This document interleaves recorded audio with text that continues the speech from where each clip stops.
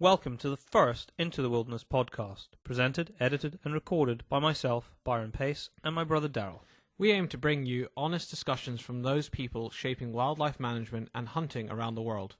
This week we have a local headkeeper and estate manager in the studio, joined on Skype by one of the country's youngest characters in the shooting industry. This podcast is brought to you by the Scottish Association of Countryside Sports, working tirelessly to protect their members and all country sports in the UK.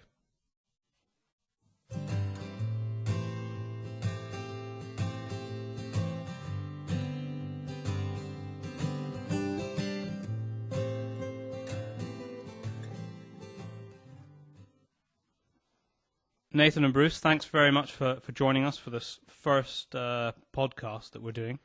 We've got Nathan Little here from Lairds Sporting Directory, and we've got Bruce Cooper from Glen Prosen Estate. We're going to start off by learning a little bit about the people that we're talking to today, and then we're going to go on to talk about a couple of hot topics that have been debated in the last couple of weeks. So if we start off with you, Bruce, just tell me, what is it that you do at Glen Prosen Estate? I am the head gamekeeper and the estate manager. And what does that involve as an estate manager and headkeeper? Because that's obviously a dual role. It is a dual role, and my roots are in gamekeeping. And our estate was sold in 2011, and I was luckily kept on there by the new owner.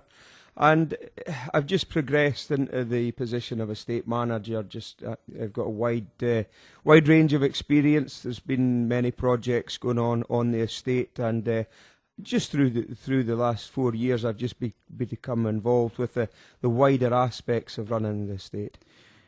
Now, tell me, how did you get into it? If you cast your mind back to when you were at school, was it something you always wanted to do? Do you come from a background of gamekeepers?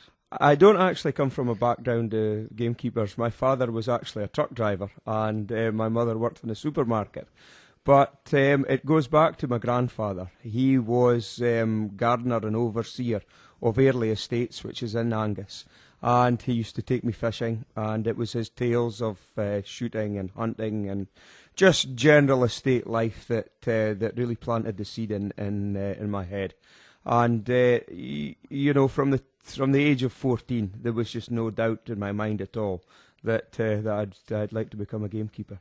So how did you go about it then? So you, as you said, your direct family, your mother and father, they weren't heavily involved in it. So how did you make that leap to just do it, just to make it happen? Well, it was a stroke of luck, really. I'd applied for many jobs through the newspapers, and it just wasn't happening for me. And then just all of a sudden, 6 weeks after I left school, there became a position for an underkeeper available on Canordy Estates, which was less than a mile from my home. So I was interviewed, and that's where it all started. And since that day, you've always been involved within the industry? No, actually. After a year, I realised that all my friends were working half the hours that I was working. They were making 3 times more money than I was. So I decided that I was going to leave, and I took a job in the forestry. I would say within the first 6 weeks, I realised that there was more to life than the extra money. And it actually took me a year and a half to get back into the keepering line. I actually took a job as a rabbit trapper on Cariston Estates, which is also in Angus, and that led into, I think, 18 months. And then I was given another underkeeper's position. And how long did it take you to go from underkeeper to headkeeper? In the position that you've got now, it's a massive position of responsibility. Yeah, definitely. But, as a gamekeeper, your life is your work. So I, around 1990, I think, worked on Lednathie Estate, also in Angus. There was a decline in the grouse numbers in the mid-90s. Saw me leave there and move up to Athol Estates. I had a season as a gillie on Athol Estates, as a ponyman gillie. And then I moved to Glendye Estate. I was there for 8 years. So that was a fantastic stepping stone for me. And again, I was very lucky. I received a phone call from the Glen Prosen headkeeper at that time, Alec both, and he said, "Bruce, my knees are shot. I have to retire. Would you like my job?" And I kind of liked the idea of that, and I went there. We began to make things happen, and then in 2010, the estate went on the market. Really worrying time, obviously, because we didn't know who would buy the estate, what direction it would go. But new owners come along, invested very heavily in the estate, and as I say, I've kind of just slipped into the role of estate manager without actually looking for it. But I have a good knowledge of the ground. I've been involved in the building projects from day one, so it's just moulded into that position that I have now. We're going to touch on this a little bit more later, but it's not just grouse on your estate. You're in one of these positions where you've got a lot more to think about than just birds. Yes, we're a mixed sporting estate. We have a few roe deer, and we have a reasonable population of red deer. So we take about 25 stags per annum. We shoot about 100 hinds per annum. And we also have 1,000 blackface ewes, which we run as a commercial flock. And we have a beat on the River Tay down near Murtley. So yeah, it's a good mixed job, and there's always something going on. Great, Nathan, over to you. Now, you've got quite an interesting story because. Just tell everybody how old you are to start with. 23. Now, 23. Now, you are the owner of Lairds Sporting Directory, which seems quite a phenomenal thing. Now, I know, having followed you for the last couple of years, that you've not that long left university. In fact, this year, if I'm not mistaken. May this year. What a great time it was to leave university. I mean, I loved it there. Don't get me wrong, but I've stretched my wings now. Oh, brilliant. Since May. Sorry, just go back in time a little bit and just explain. We're going to gather very shortly your passion for grouse shooting in particular, but just go back to the very beginning of your story, if you like. How did you get that fascination, and how did you get from there through school, high school, university, and while you were there, set up the company that you have now? So, very, very simply, I don't come from a shooting background. My father used to do a little bit of rough shooting when he was introduced to it by a friend, but that's the extent of that really. But he used to take me out clay pigeon shooting on the odd occasion, and eventually rough shooting. My first experience was actually when I was 8, so I did start quite young, but it wasn't very often. And I remember. I used to read buy a lot of the magazines, the Shooting Times, and so on and so forth, off my own back, and I got hooked on it from there. Really, my first ever driven day was when I was 13, and I still have the sleepless nights the night before because I'm so excited for it. But so I started relatively young, and thankfully introduced by my dad. But he no longer shoots and hasn't shot for quite some time. And since then, really, I took it over myself. I decided to go out, get my own shotgun license, find some permissions of my own to sort of start doing a little bit of rough shooting on first of all, and from there progressed on. And it was really, my shooting sort of, really took over when I was about 16. I joined a little syndicate, which was fantastic fun. Really but fully immersed myself as much as physically possible, from anything from helping out on the feeding and to the releasing of the birds. And then I also helped out on one of the local estates for a summer, just because I enjoyed it so much. That was on a pheasant shoot in Cheshire. And then consequently, we had at 16, 17, the syndicate that I was in folded, and I enjoyed shooting with the team so much that I made it my mission to go out and find my own pheasant shoot. Not really understanding at that time how difficult it would be, and how many people considerably older than myself wanted to have their own shoots also. So I set out, After one shoot day, I actually got news that a shoot was folding. So I approached the present tenant of that shoot. As I say, I was about 17 at the time. I approached the tenant of that shoot, had a chat with him, and he agreed to let me sort of take it on.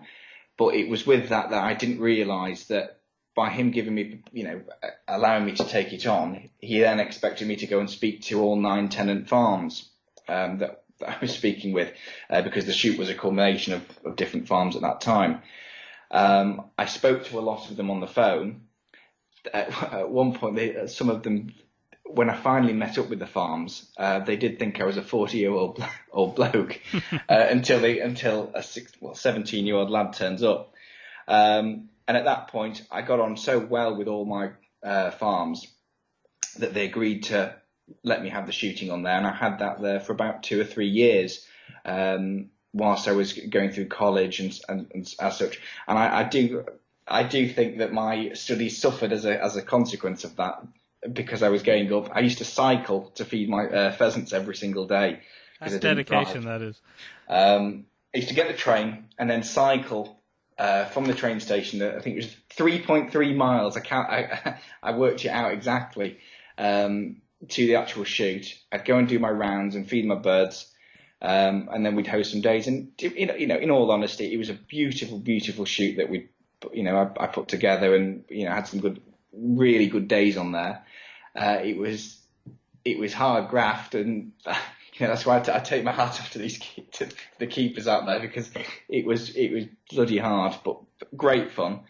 We had some good fun days, but the sheer work of it, the amount of work that came about, got a little bit too much, and I needed to focus on studying and to ensure that I got into university.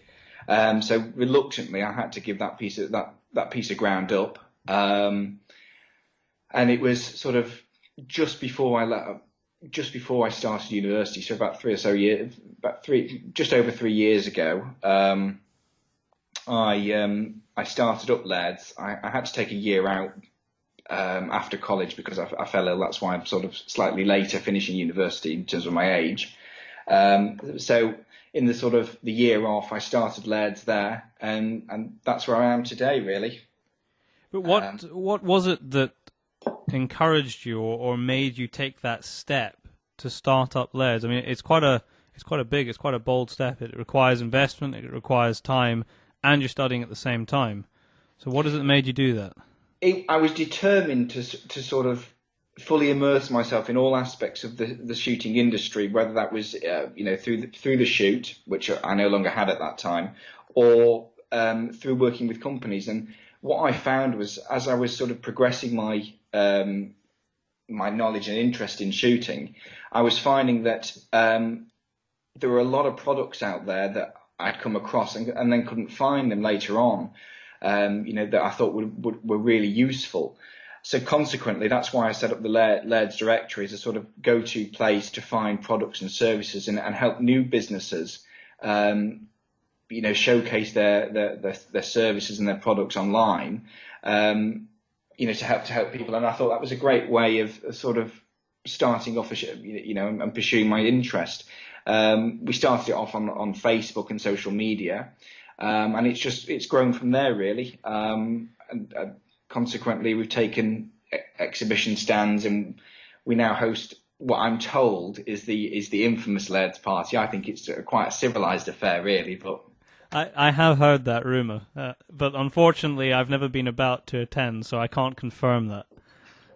Well, I'll maintain that it is a very civilised affair, but it goes down well. So it was difficult to juggle it with uni work, and as I say, the same sort of thing with the shoot. It sort of did take priority on some occasions, which isn't necessarily the best, but it's what I adore doing. I love shooting in any capacity, and I love all sorts of all other field sports as well, and that's why I've sort of pursued it and kept it on, really. And just finally, just to give people an idea of the scale of Lairds Sporting Directory, I mean, how many companies are you actually dealing with now? Well, our list is growing by the day. I mean, we're probably dealing with about 1,000 to 1,200 have listed on the site, we're the office is, having phone calls on a daily basis, getting people listed on there and people wanting to tell us about their product, which is fantastic from our perspective. With regards to the game fair, what we try to do is we try to give a platform, and for the past 3 years it's worked very well, to give a platform to new businesses that wouldn't have the opportunity or feel a game fair is a particularly large step for them that they don't feel comfortable taking alone. So we like to think that we're a stepping stone for these companies to help them get their name out there, get their product out there, and hopefully give them that sort of confidence to pursue their sort of product further and to get greater exposure into the industry. Particularly with the shows, we've done sort of 30 companies that we've worked very closely with and helped get a lot more attention at the game fairs, and then plus the website and other companies that sign up with us. No, it always amazed me the rise that it's had over the last couple of years. So no, it's really great, and I think everybody congratulates you at what you've done so far. No, thank you very much. Now, so two maybe slightly more prickly topics in terms of discussion, not just telling us about your own histories. If we start with grouse shooting, because obviously we are now, we're just probably about almost a month after the grouse shooting season started, and as with any season that arrives on the 12th, there's always a lot of hot debate about grouse shooting and the ethics of shooting in general. There's a lot of stuff that gets dragged up at that time of year, and we've had a lot of discussion in the last couple of weeks amongst keepers and various different bodies, and generally speaking, in the entire country and Scotland in particular. Maybe Bruce, if I can just ask you this question, and if you could just try your best to summarise this as concisely as possible. Grouse shooting in general, and particularly driven grouse shooting, is so much more than just the act of going out shooting. There's a lot more involved in it in terms of benefits to local communities, both the economy and the wildlife. Can you just take those two subjects, one being local communities and one being the wildlife, and just explain why what you do really benefits those two things? The main thing is the economics, and it's the far-reaching behind the scenes work that goes on to put on a driven grouse shoot. Just for an example, we feed the guns and we feed the beaters. So you have suppliers of meat to feed those people. You have the lodge filled, so you have cleaners, you have the laundry services. So it's just really an endless list that stretches. It's all local companies. And the main thing for us is in these communities, there's not an awful lot goes on, really. So it's such a large part of their economical turnover that the grouse shooting does go on in the Angus Glens and helps everybody out. And going on to the off-spin of the wildlife, I mean, we're trapping stoats, weasels, taking foxes and crows for the sake of the grouse, so that we have a shootable surplus of birds each year. And the off-spin of that, especially in the Highland areas, are the waders. This year, the waders have not done particularly well because it was a cold, wet spring, and nor have the grouse done particularly well. And the estates will suffer financially for that. But going back 12 months, it was one of the best seasons on record. Grouse numbers were as high as they've been in the last 40 years, and the wader numbers as well were phenomenal. In terms of the management aspects that enable you to manage the grouse, you've talked about trapping already and fox control. What do you actually do in terms of habitat management that is also a spin-off to the other species? One of the main things in habitat management is the burning of the heather. a pristine moor will have several different ages of heather on it. So you have the freshly burnt ground, which causes a flush of all sorts of plants, and with those flushes come flushes of insects. And then to the opposite end of the scale there, you have your long rank heather, where it gives the grouse and other birds some shelter, and as well the insect life in some of these denser areas flourish as well. If we didn't do that, if you guys didn't do that, if you weren't burning these rotations of heather on the hill, what would the hillside look like, and what would the consequences of that be? I think the heather on unmanaged moors, the heather grows until it's very, very, very dense and very, very deep. And young birds especially find it difficult to move around in this very, very deep heather. And then what happens is the heather just begins to die off. It turns a horrible grey colour, and it takes up to 20 years to recover again, for it to be a flush. So we are actually managing the heather so that there's a longevity to the moor, rather than the cycles that would occur naturally. But the benefit to that in terms of species, if you didn't burn tomorrow, what would happen to the variety of species and the numbers? Well, I think they would come in peaks and troughs. There would be a period where it would be very good for lots of different species, and then eventually that would just wear away to there being very little wildlife at all, because the condition of the ground would not suit the wildlife. The wildlife would then become predated without replenishing its own stock, as it were. And I think that the moors would become a bit of a desert, to be honest. Now, one aspect that is always touched upon in the media, in terms of grouse moor management for, in particular, driven grouse shooting, is the question of raptors. Now, I can see a load of grouse moors from the window here, and I know driving about, I'm always surrounded, if you keep your eyes open, by a variety of raptors. You only have to drive 15 miles from here and you'll see ospreys and golden eagles. Why do you think there is a perception, maybe by the general public, that grouse moors and upland managed areas are void of raptors completely? Because that is the general consensus, and that is what we're fed in the media.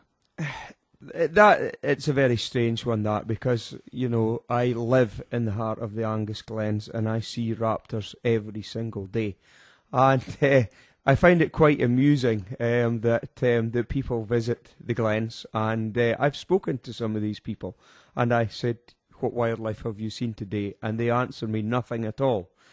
And you just mentioned it there a couple of seconds ago. You need to open your eyes.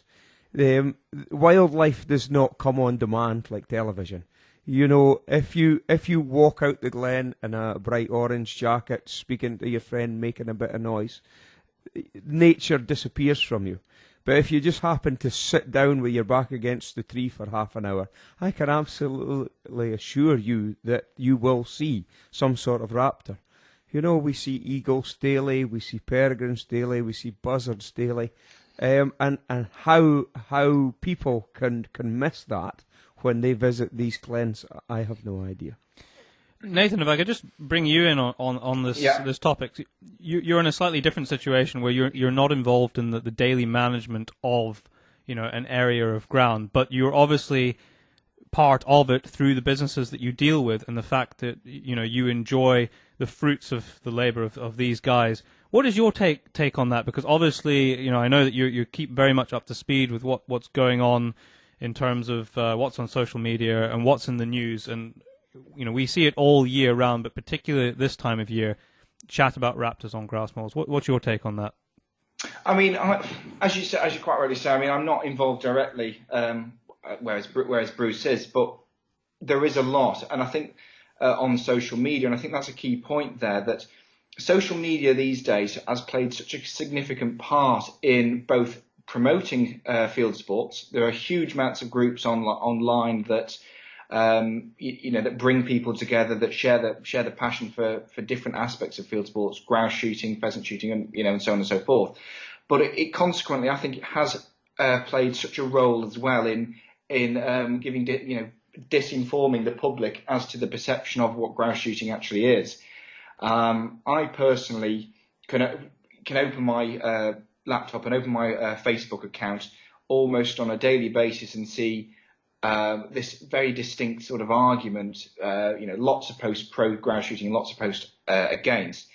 But there is an overwhelming amount of publicity in the media, social media, and the press that give such wrong information to the general public that, as you say, that grouse moors are void of raptor species. And I think the problem with that is it's not the general public as such that are anti-shooting. It's the information that they're given that makes them, that doesn't necessarily make them anti-shooting, but it contributes to that sort of growing uncertainty about the sport, and a growing number of people believing information that they're given to from media that is anti-shooting. It's quite wrong. I've been on numerous grouse moors, and exactly as Bruce has said there, seen such an abundance of wildlife, including raptor species, that it's almost as if these people have never been on a grouse moor. I mean, a really good example of that. I had to laugh. I think it was maybe last year. I was driving over Kennemount near where I live here, and I was listening to Radio 4, and it was a BBC breakfast program, and there was some woman on there, and I can't rightly remember exactly what organisation she represented, but it doesn't matter. And she was on there basically saying that they are really concerned about the numbers of white hares in our upland areas, and she really wanted everybody on the show, whenever they see a white hare, to phone into this particular number or log into this website and register the numbers they had seen and the location. And I was laughing because, as you know, Nathan, and as you know, Bruce, anybody who has walked in any managed moorland will see loads and loads of white hares. I mean, you can't help but trip over them. And that, I always thought that was a perfect example of how, without saying there are no hares, but by asking that question, you're providing complete misinformation to the general public. Somebody listening to that who doesn't know, and it's not necessarily their fault that they don't know. They may not really be connected with the countryside, and that might be their choice, and that's absolutely fine. But they then form this opinion that, oh, well, what about the poor, white hare up on the hills? And the insinuation, although it wasn't said, was that, basically it is as a result of them being shot out for moorland management. I don't think, I might be wrong, but I'm sure Bruce will correct me here. I would be very surprised if you see a higher density of white hares anywhere other than managed moorland. I certainly haven't, no, and that is for sure. And the thing with, I would say, most gamekeepers, and I would say probably all gamekeepers, is the love of wildlife. So there is no gamekeeper on this planet that is going to shoot the last of any species at all, because that's what you live for. You see wildlife every day. You live amongst the wildlife. You learn their habits and their tricks and their traits. So why you would want to shoot anything into extinction. It's just beyond me. I mean, I think it's also important to note as well that along the lines of what Bruce has said, gamekeepers love all wildlife, and a lot of people will say, well, why do you shoot them then? Which is the obvious sort of rebuttal to that comment. But I think a lot of people fail to recognise that yes, pest species are managed. They have to be managed. But it's also important to acknowledge as well that every single species on that moor has a job to do. Even the fox, for taking out sort of weaker species and clearing up, and same for crows. But it doesn't necessarily mean that, as you say, keepers hate other species that interfere with grouse or anything else. It's completely nonsensical to say that. I mean, back onto the topic of the raptor species again. Quite amusingly, I was on a driven grouse day last year on a syndicate that works tirelessly to help the hen harrier species that they have there, and it was so amazing to see those birds because they are simply an amazing bird to see, and to watch them work the ground is in itself, I feel part of a day's shooting. To see that sort of diversity of wildlife, it is great, and in fact, it actually helped because it actually drove some birds to us, drove some grouse to us on one of the days. So it's amazing to see, and to suggest that keepers want to persecute these animals is just wrong, and it doesn't make sense to me from a shooting man's perspective. And of course, as far as the general public are concerned, Yeah. you can't possibly say what you've just said because, hen harriers as a single species is the one that's always brought up. So you should, as far as the general public are concerned, as a grouse shooter, want hen harriers dead. That is the general public perception of grouse shooting, if you want to put it in a single species. I mean, I just heard it just 2 days ago on the news. Yeah, absolutely. I mean, I think one of the interesting things is that, again, reverting back to the general public, it isn't. I personally feel it isn't the general public that are anti-shooting. It's again the anti-shooting community that play on the lack of knowledge of the general public, who many of them don't, have no interest in shooting or anything as such, to rely on them as to sort of accumulate numbers, and it seems to be a numbers game at the moment rather than playing on hard facts, and playing on the lack of knowledge that the general public have is simply not fair, really.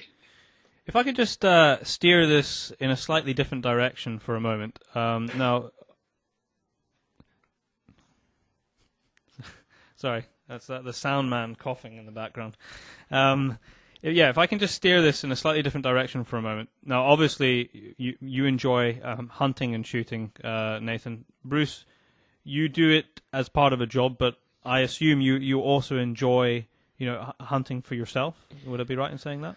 I do. As a gamekeeper, as a working gamekeeper, it's not often that you have the chance to hunt. But when those opportunities come along, I do enjoy them. But one thing that I will most definitely add is that when you shoot anything at all, it is a harvest of the surplus. And that's very, very important fact to consider here. So, I mean, when you say that, how do you work that out? Well, we spend many days, many hundreds of pounds each year counting the stock of grouse.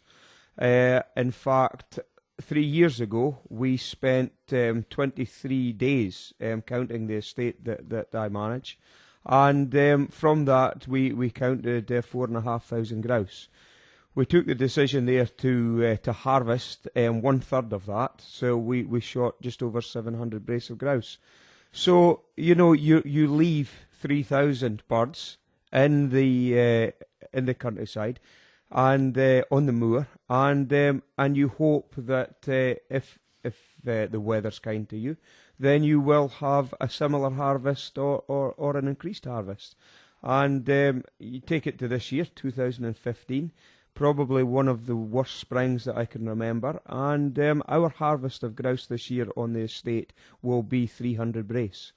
Now, the keepers still need to be paid, the vehicles still need to run, and the infrastructure is exactly the same as it was last year when we had a bumper season. So, it's not all about rich, wealthy businessmen. And ancestral landowners shooting grouse in their thousands. It's a very complex and closely managed project.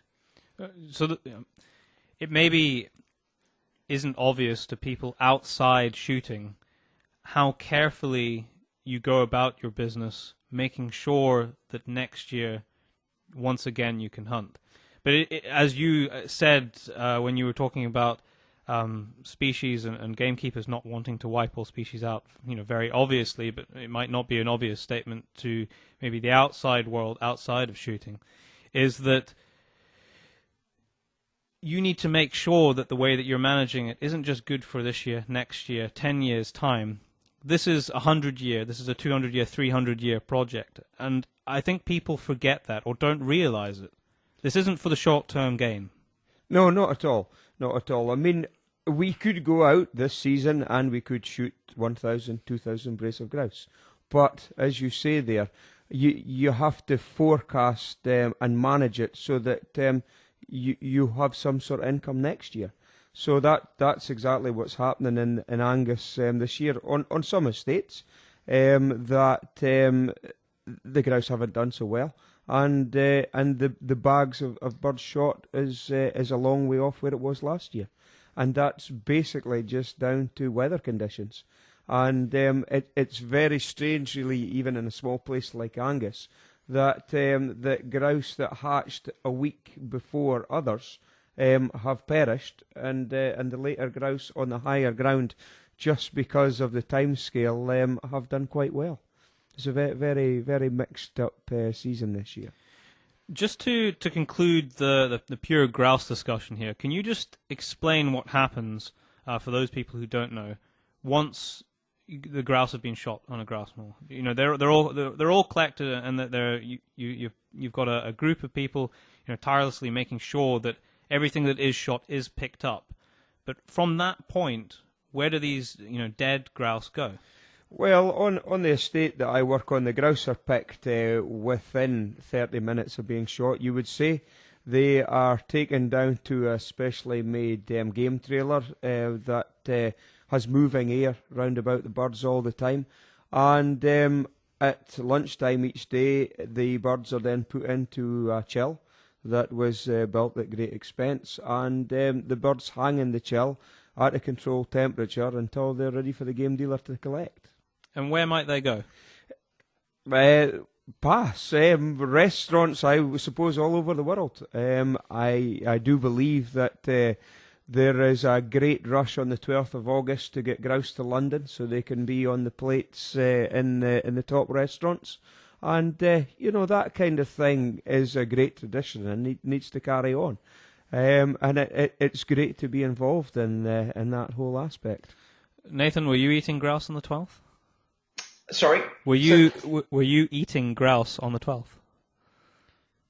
I was. I wasn't shooting, sadly, but I still managed to get myself a brace of grouse on the 12th. They were absolutely delicious as always.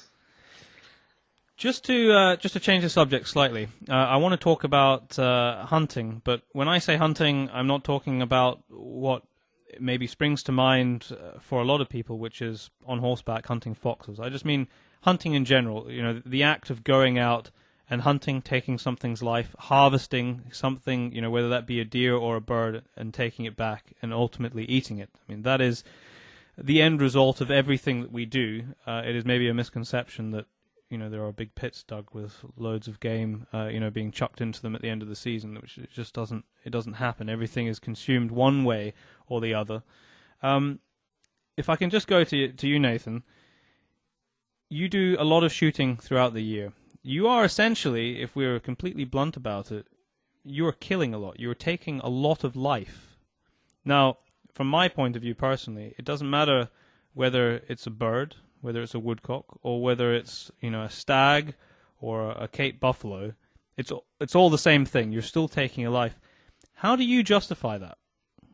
Well, I'll just say I'm not necessarily killing that much. I'm not the best shot, but I mean, how do I justify that? I mean, the best way for me to sort of contextualize this is back when I was in secondary school, and I still remember this to this day. I used to get a lot of my fellow pupils say to me, "It's sick, it's cruel. Why do you take pleasure out of killing something?" And it isn't. And how I used to say it to them is, it's not the pleasure out of taking a life. It's the whole atmosphere on the day. It's essentially, some people have often described it as sort of, the caveman instinct sort of thing, but I think that's a little bit. It's very old, very raw in a lot of people. But when I go out shooting, I do it to experience the countryside, to sometimes, or quite often, and more often than not, spend it with friends who are of a like mind, and also to, along the same lines, as to harvest something that I enjoy eating. There's nothing more satisfying than that sort of kill it, cook it, eat it concept for me.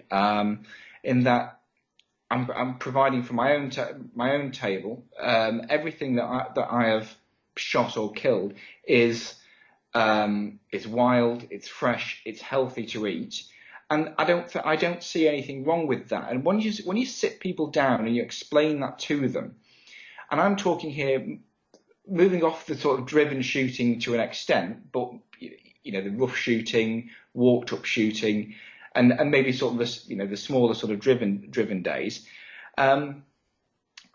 people tend to be far more accepting of that. What I've found, and particularly the younger audience, because they haven't had this sort of. At that age, at secondary school, we weren't like, I was fortunate enough to be exposed to shooting and whatnot, but a lot of people hadn't. And once you sit down and explain it to them, they have far more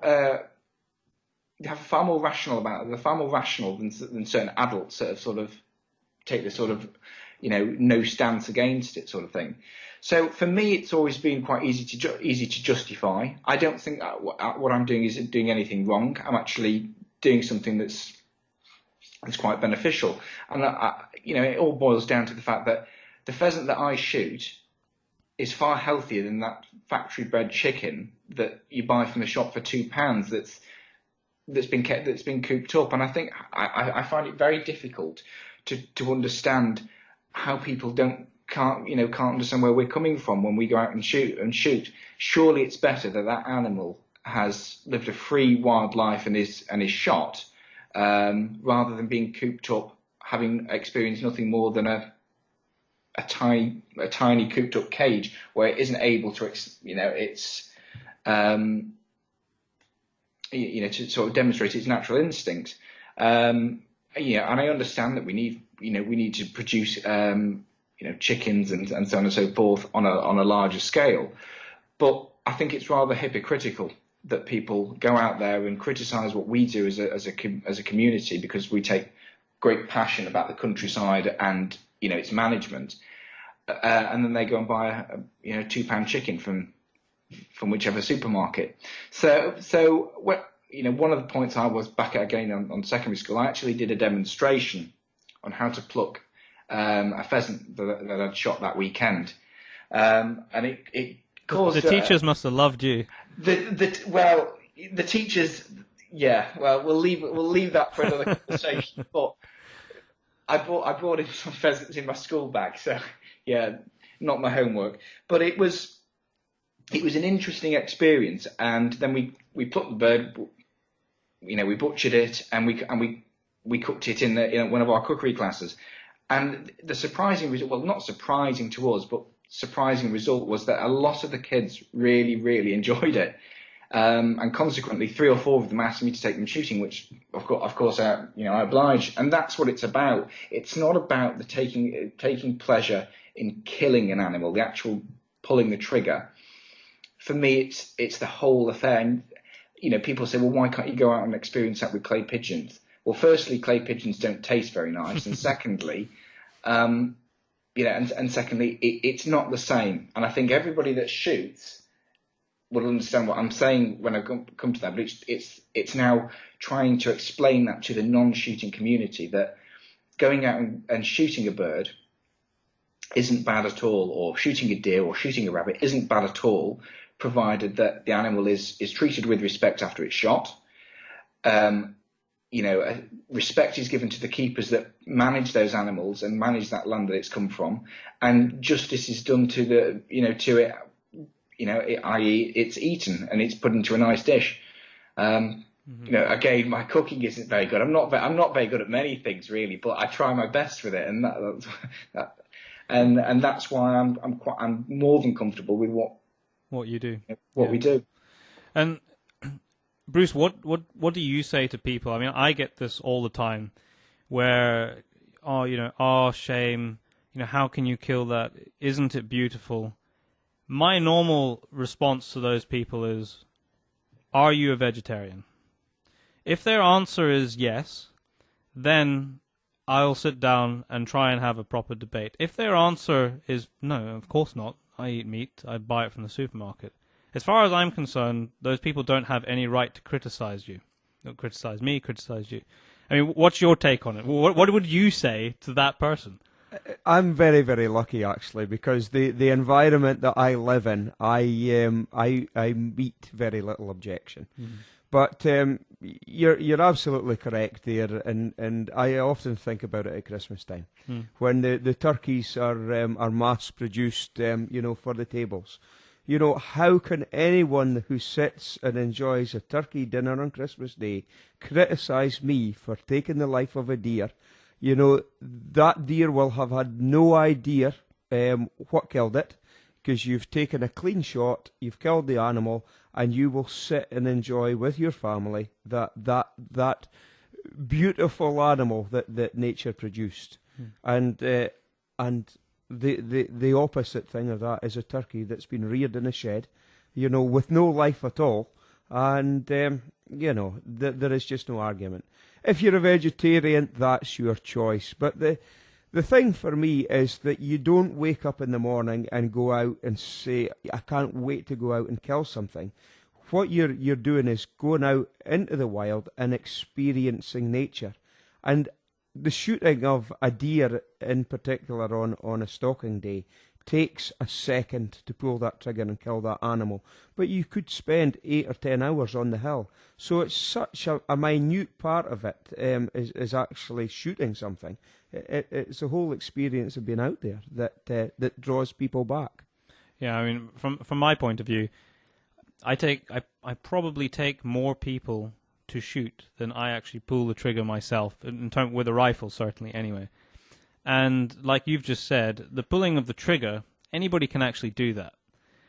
It's everything else that enables you to get there. And from your point of view as a professional stalker, when you're taking out people, it's selecting that right animal as well. Because just the same as you've said before with grouse, it's not a case of shooting as many as you can. With the deer, it's not the case of shooting any old deer.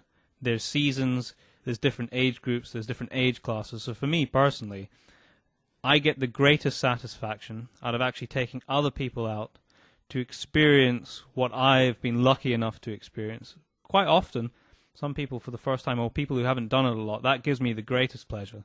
But also knowing that once they've pulled that trigger and we've done a good job and it's been ethical and it's been clean and it's been quick, that has been the correct animal in the correct location, and that we can then take that and go and hang it up in a larder, and then a few days later, I turn that and fill my freezer with it. So basically what you guys have said. Yeah, exactly that. When I go out, I eat a lot of venison. I think it's absolutely fantastic meat.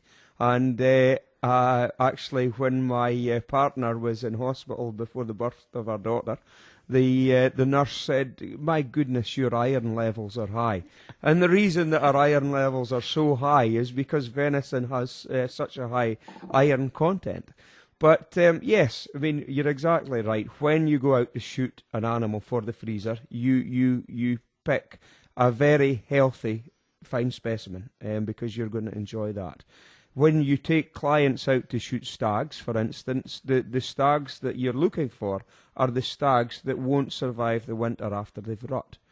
So during the rut, a stag may not eat for 3 weeks. He will lose a quarter of his body condition. And at that time of year in late October, it's very difficult for an animal, especially in a wet year, to put its body weight back on to survive the winter. So my job as a professional, and it takes years and years of experience to understand the what you're looking for, basically. But the stag that you want to shoot is the very old stag that is not going to survive the winter. So you're actually being kind to that animal, because rather than it suffering and starving to death and dying, I would think would be a horrible death. You're actually one shot, a clean kill, and that's the animal's life taken.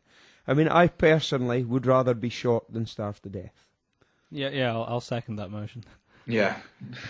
No, I could literally do this chat for hours, but I'm conscious of time a little bit. How are we doing for time? Have you got a time check, anybody? 20 minutes. We've got 20 minutes to go. Yeah. Okay, good. Now there's certainly one other topic which I'd like to discuss, which is more of a global topic, really, but it does certainly apply to this country, and that is the topic of trophy hunting. Now, if we cast our mind back a few weeks, and I've actually just returned from Africa, and no, I wasn't hunting lions when I was there, but we've obviously seen the fallout of the now famous Cecil the lion, a lion that people in Zimbabwe had never even heard of before it was shot.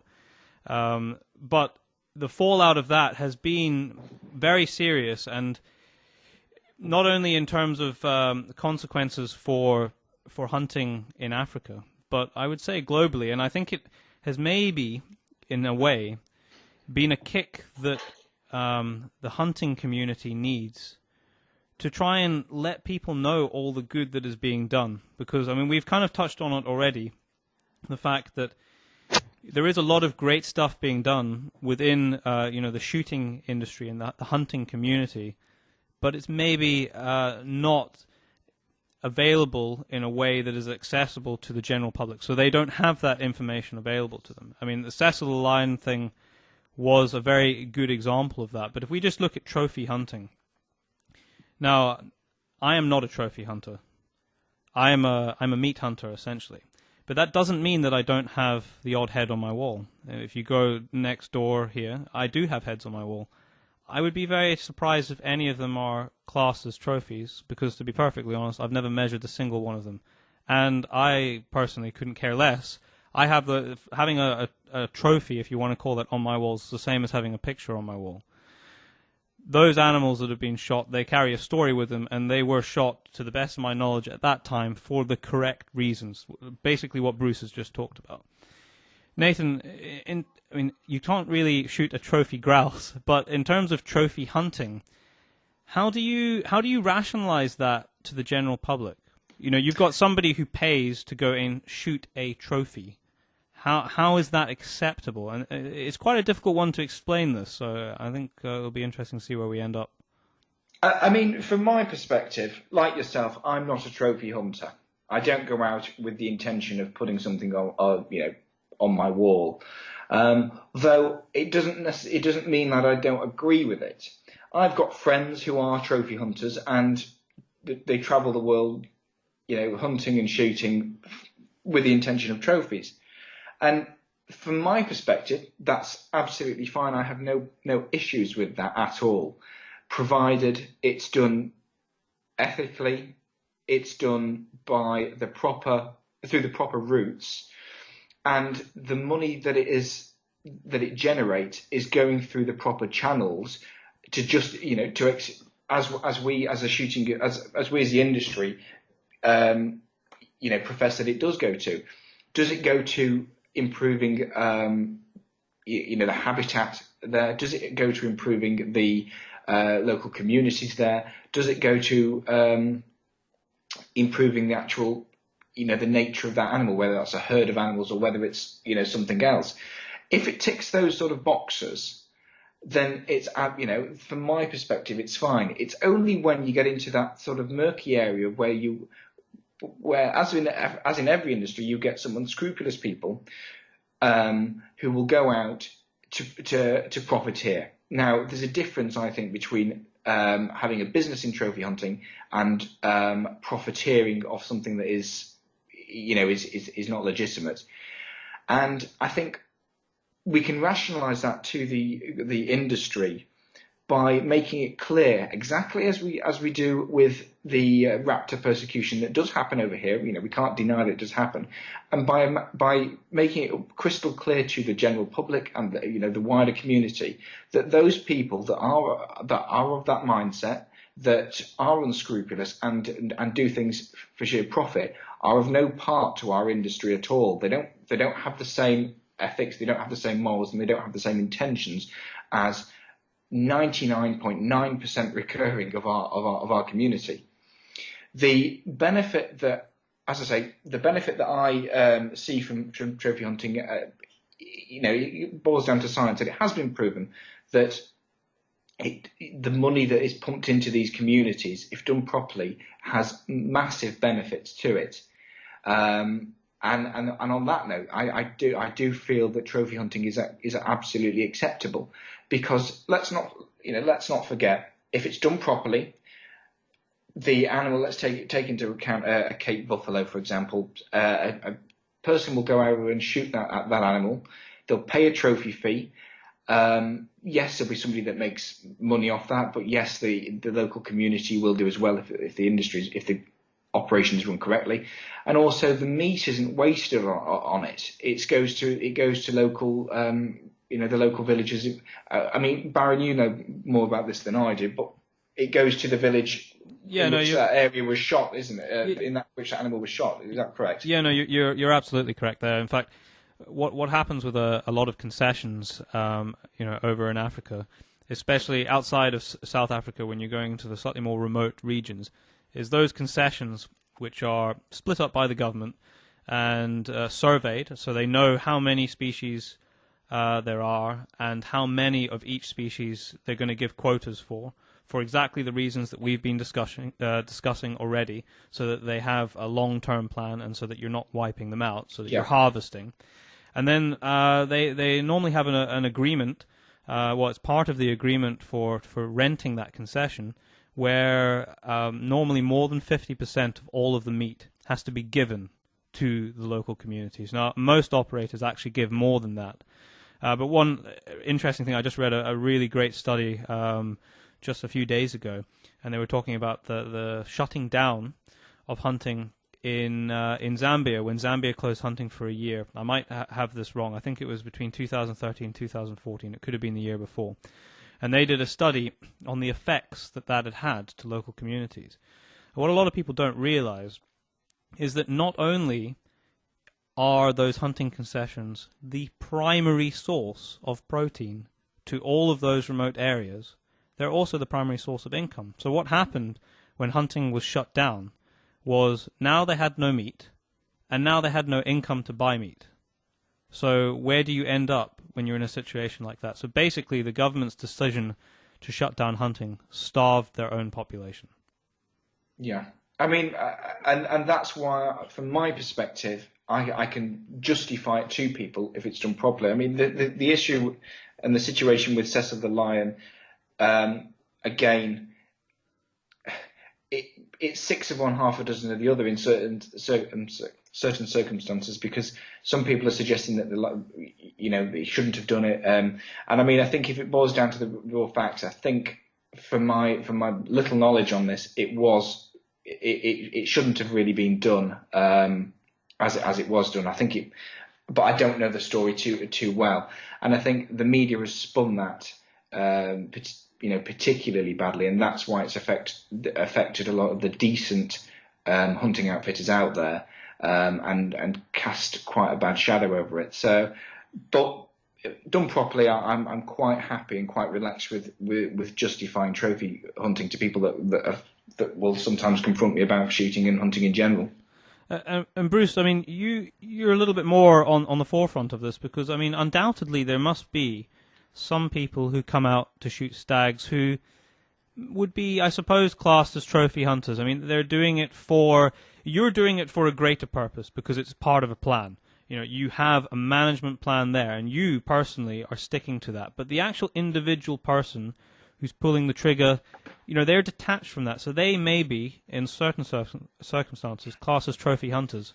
How would you justify that, being on the coalface, as it were? If I was to take a call from a client or a potential client who called me up and said, Bruce, I want to come to your estate and I want to shoot a 12-point or a royal stag, I would say, sorry sir, but we don't trophy hunt here. That is my line. I will then move on to that and say it's not that we don't shoot royals here, but it happens on a very rare occasion when we come across an old royal who needs to be culled. So, going back to what we talked about a few minutes ago, for me, the enjoyment of stalking is the day on the hill. And if you come to my estate or the estate that I work on for long enough, you know, there is a chance at some point that you will shoot a Royal Trophy stag. But I personally go out to shoot the ugliest heads that I can find. But flipping that round completely and talking about Africa, I've personally never been to Africa, but I totally agree with what you've discussed there is what people need to think about if it costs a certain amount of dollars for someone to go out and say, shoot a bull elephant. That is not pure profit for one individual person. That amount of dollars will be spread over the whole community. The outfitter there will have to pay a rent for the land, I presume. He will employ local people for staff, and as you say, the meat will feed the community. So in that aspect, if a certain wealthy gentleman wants to pay a lot of money to have a photograph of himself with a big old bull elephant, then I'm fine with that, because I understand the offspin of that decision. I mean, the one thing that I always say to people when this comes up is that the individual person pulling the trigger, if their sole aim in life is to shoot a trophy animal so they can have it on their wall, that's their own moral problem to deal with. You know, they can deal with that when they've got to deal with it. It's not actually my problem, and it's not the outfitter's problem. As long as that person is shooting the correct animal, guided by somebody who is doing it as part of a greater management plan, then if you've got an issue with somebody, take it up with the issue with the person who only wants to have that head on their wall. You can't take it up with trophy hunting as a way of management, because if you didn't have those so-called trophy hunters, you couldn't afford to manage many of these areas. It's maybe not quite so true in this country, and I admire Bruce's stance on it. You're being basically, you know, if you are a pure trophy hunter, there isn't necessarily a place for you out on the hill in this kind of management, because you can't guarantee that you're going to shoot, you know, a trophy, what would be classed as a trophy animal. And I think that's fantastic. That is the kind of view that everybody should have. But it doesn't mean that everybody will have that, and it doesn't mean you should stop these people hunting. I don't think. I think if they want to shoot for that reason, that's for their own personal reasons, that's fine. And I might have an objection with that person. I might think they're the most horrible individual in the world. Just because they're a hunter doesn't mean that I agree with them. And in fact, I would say that if that is their only goal, is to have trophies, they are not a hunter, because this is a discussion for another time when we've got more time. But hunting and being a hunter encompasses so much more than pulling a trigger and killing something. Most definitely. Yeah, no, I'd agree. And maybe on that note, that is a perfect place to finish. But thank you so much for your time, both Bruce and Nathan, who's joined us from... What part of the country are you in right now, Nathan? I'm in Manchester at the moment. You're down in Manchester. Thank you very much for joining us all the way down there. Right in the heart of field sports community. No, that's brilliant. Thanks very much for your time, chaps. I think there's been some great discussion today, and I hope to speak to you again both soon. Super. Thank you. Very much. Thank you. This podcast was brought to you by the Scottish Association of Countryside Sports in conjunction with Pace Productions UK. Music by the amazing Alex Hume. Find Pace Brothers Into the Wilderness on Facebook and Twitter.